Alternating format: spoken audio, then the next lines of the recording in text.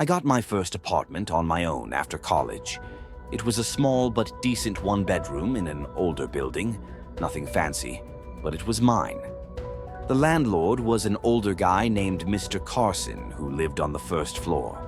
He seemed nice enough, maybe a little odd, but I didn't think much of it. He handed me my keys and said something that stuck with me. "Don't worry about the noises at night. This building settles in strange ways." At first, everything was fine. The rent was cheap, the neighbors kept to themselves, and I liked having my own space. But after the first week, I started hearing odd sounds. It always happened at night, shuffling, whispering, and sometimes what sounded like breathing right outside my bedroom door.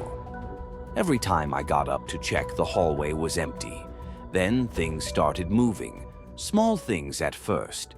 My keys weren't where I left them, my closet door slightly open when I knew I had closed it. One morning I woke up to find my fridge door wide open, all the food inside slightly warm.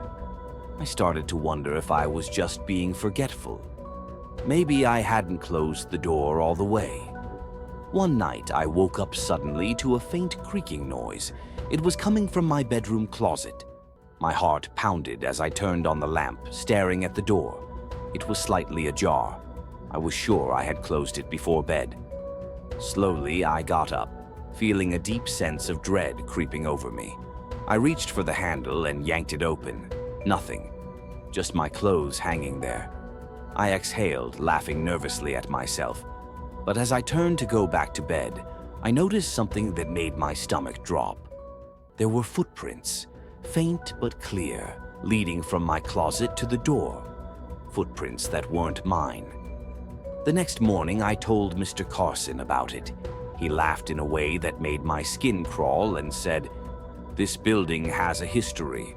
Some people don't like to leave even after they're gone." That night, I barricaded my closet door with a chair before going to bed. I barely slept, every little noise keeping me on edge. At around 3 a.m., I jolted awake to a loud bang. My closet door. The chair had been pushed over, and the door was wide open. I grabbed my phone, shaking, and turned on the flashlight. The light caught something that made my breath hitch. A figure crouched in the back of my closet, eyes wide and unblinking. I ran. I didn't stop running until I was in my car, calling the police. They searched the apartment and found something that still haunts me. A crawl space behind my closet, leading to the walls. And in that crawl space, a makeshift bed, wrappers from food I thought I had misplaced, and a journal.